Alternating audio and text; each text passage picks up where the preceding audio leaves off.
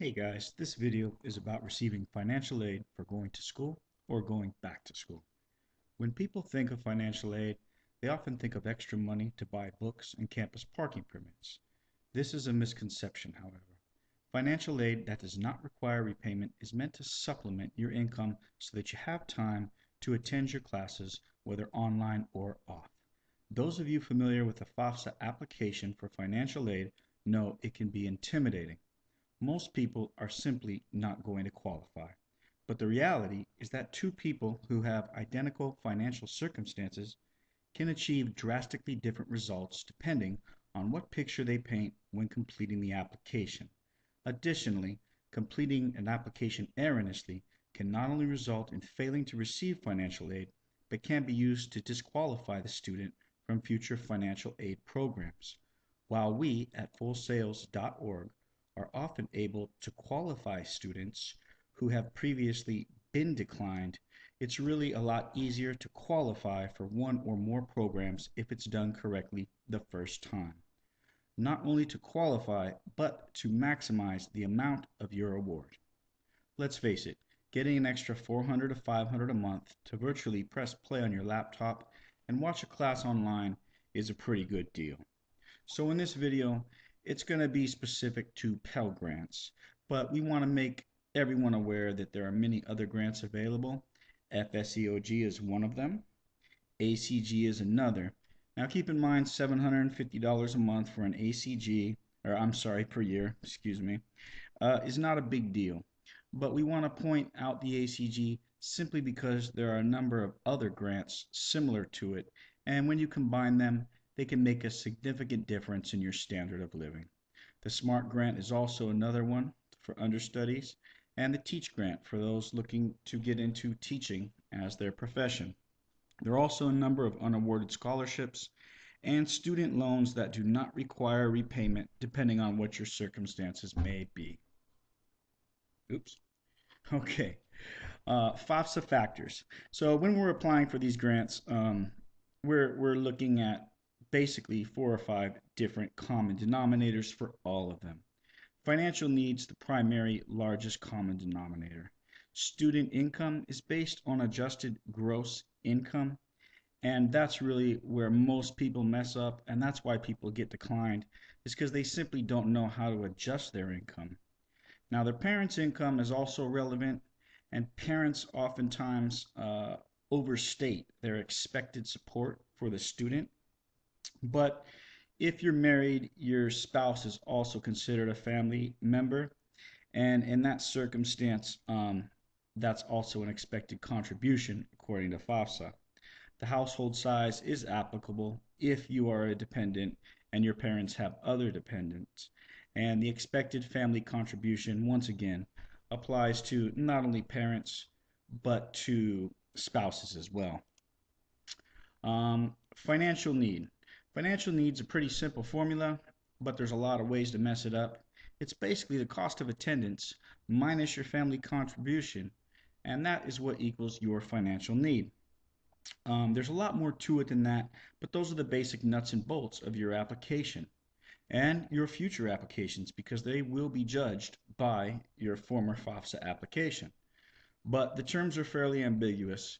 Your expected family contribution, for example, could be referring to either your parents or your spouse, or if there was a trust fund left behind for you. If you're planning on getting married, you'll definitely want to apply for your grant before you consider getting married. And if you are a dependent, your parents should consider making any large purchases they are considering prior to applying. They may wish to maximize their retirement contributions as well, because basically we want to make the largest financial need possible, and to sum it up, less is more. Okay, student income.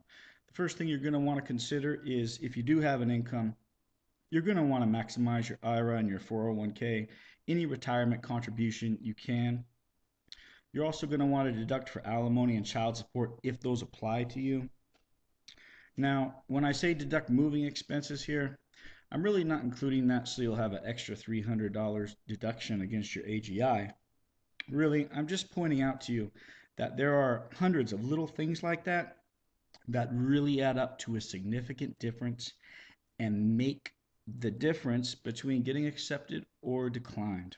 So that's definitely going to be something you want to look into, are little things like moving expenses. And there's just too many of them to mention in this video. You're going to want to deduct your tuition and fees, and you're going to want to deduct your student loans. Now, as far as your parents or spouse are concerned, once again, less is more. They're going to want to purchase their needs prior to applying.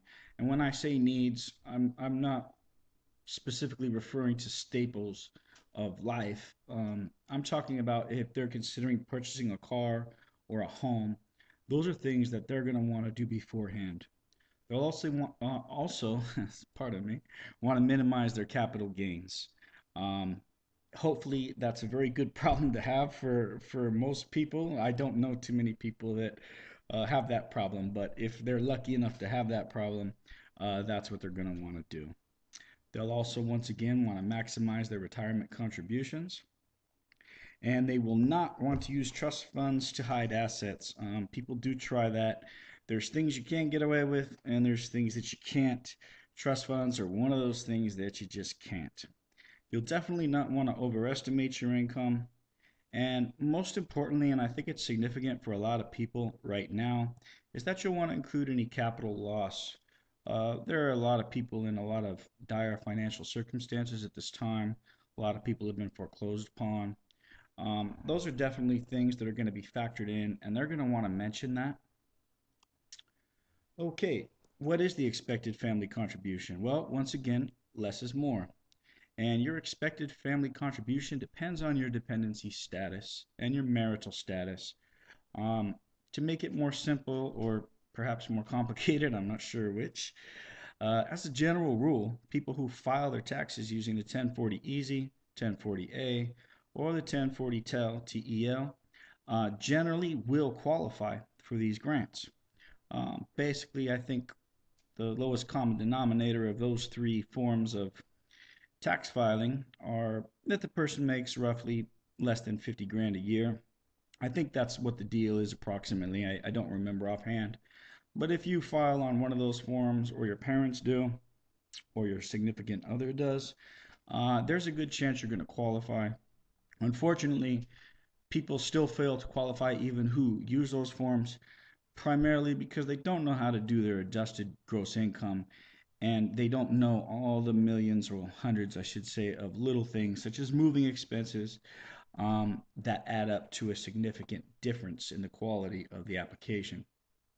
And while students who currently attend college are pretty much familiar with all the stuff that's available to them, people that are returning to school, 30, 40-year-olds who have been laid off and want to do something, are generally pretty much have no idea what's going on, and this video is probably targeted to them more. Let's go on to the next slide. Okay, this is the same as our first slide, but we're going to go over each of these things a little more in depth. Now, the Pell Grant is the most common type of grant that people apply for, but it's a mistake to simply apply for that one. I included FSEOG. It's worth $4,000 a year, depending on how much you're awarded. Um, it's also a very large grant. Some people consider it easier to qualify for. Once again, the ACG, that's included simply to remind people that there are dozens of smaller grants available that you should be aware of, and most people are not aware of them. 750 here, 500 there, 800 there. It adds up. The SMART grant, another $4,000 grant, and TEACH.